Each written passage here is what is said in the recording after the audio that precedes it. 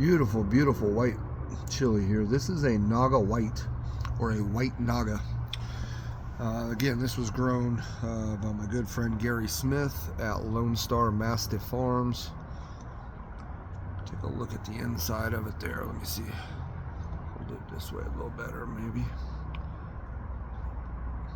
Nice thick placenta. Just a beautiful ivory interior to it, even more so than the outside of the chili. You know, it is a nice stark white though. Just starting to kind of turn a little bit of a yellow. She smells brutal hot. It smells pretty hot, I'm going to be honest with you. It's a little fruity smell to it. It's a hard one. You know, white pods are kind of hard to describe sometimes, but it smells clean. It smells like clean. I don't know how else to say it, but it has a really strong aroma to it. I cut this one because I wanted to look at the inside, and I wanted to show you guys, but I wanted to take a picture of the inside. And as soon as I cut into it, that clean, slightly maybe a little bit of fruity. I've heard people say that white pods have a smell and taste like vanilla. I've kind of maybe noticed that in the past, but I'm thinking I can kind of pick up where people see that or express the way this tastes. I haven't tasted it yet, but white pods in general, but the way that this smells, it kind of has a little bit of that. I could see where that comes from. I'd never really had that experience before. So again, this is a variety of the Naga Morich. It's a I've seen different phenos of the Naga whites. This appears, you know, from looking at it, I think you could tell, is more of the 7-pot pheno. But I've also seen more elongated Naga whites that, you know, I would describe as more of a Butte Jalokia pheno, whereas this is more of a, you know, a round, has a 7-pot look to it. So let's try it. Now that's crunch.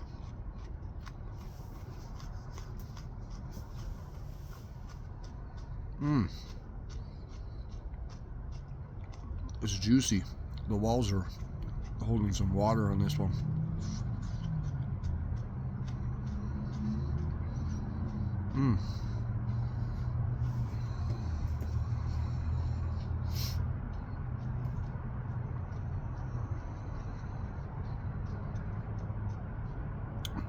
So far, this is a good pepper. It's clean. It's that might be my new way of describing white super hots.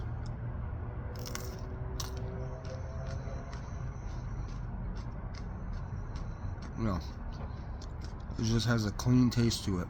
There's not a whole lot, at least yet, taste-wise. It's just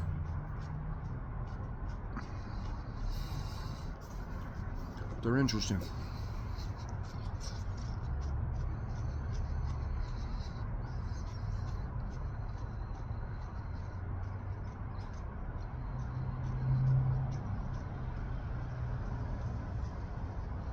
Now I got some heat coming now.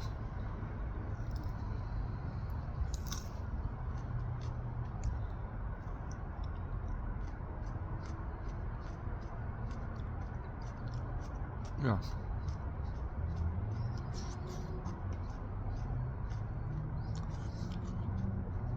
I mean, it has a really big crunch, as I'm sure you can hear, especially on that first bite I took. But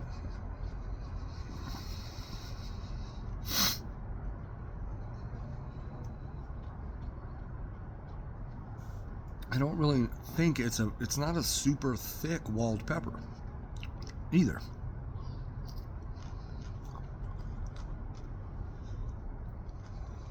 For the birds.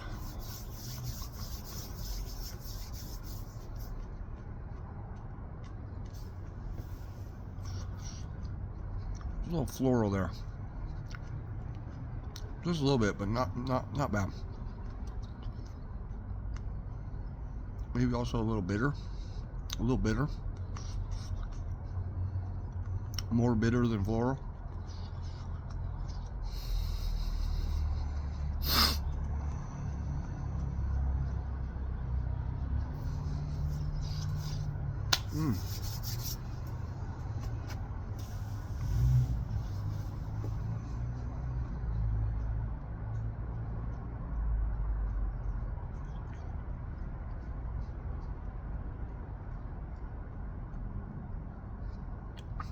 Yeah, it's good.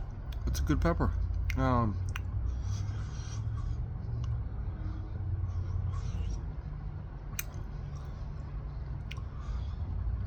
Right now the burn is just kind of on the tip of my tongue, but also underneath my tongue. Okay, right in there. The gum lines on the inside part, not out here, but on the inside part. A little bit under the tongue as well, but right on there's a little tip on my tongue, just the tip. That's what she said. Anyway, I hope everybody's having a good day. I had a good day, pretty good. It was all right. It's cold as shit most of the day, but it's beautiful outside right now. Yeah, this isn't really climbing anywhere, you know, so unless this is gonna come in real late. Well, the burn on the tongue is picking up a little bit. The more I talk and the more I kind of move that saliva around that's carrying cap oils and the juices of that pepper and just everything going on, it just keeps reigniting underneath my tongue. Yeah, if I don't talk or move my tongue, if I just keep it still, you can still feel it, but it's right when you start to talk, it's just re-aggravating or reactivating that burn. Nothing in the throat, nothing in the cheeks, nothing in these gum lines or anything like that, nothing up here. It's all just, like I said, the very tip of my tongue still there, and it's graduated underneath quite a bit, and then still in the gum line there, and that's really where it stayed this entire time. The flavor on that, like I said, very hard to describe. It's clean. And it's not clean like it's kind of soapy. It's kind of, you know, it tastes like soap, kind of, I think. You know, I had the bar of soap put in my mouth as a kid. I was in that generation where that shit was still a thing that people did, right? And I turned out all right, I think. Anyways, I'm not. Anyways, so I think I still remember what that taste was like.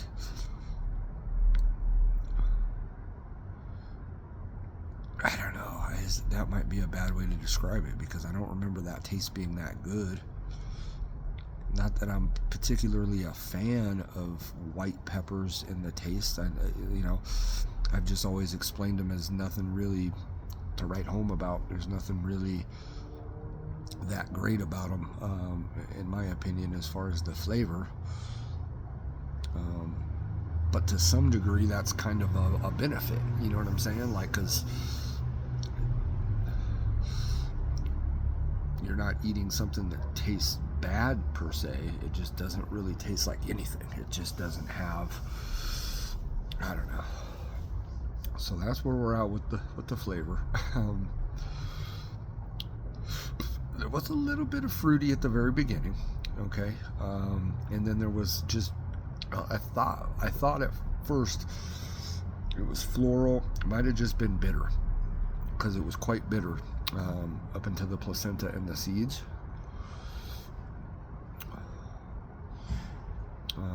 Decent heat on this. It's nothing too crazy. Maybe ghost pepper level heat, maybe a little bit less. maybe a little bit less. I mean, it's hotter than habanero, you know. I mean, it's hotter than even the hottest habaneros I've had. And I'm just thinking of orange habaneros right now. So yeah, this is right at low ghost pepper level heat, or just under that.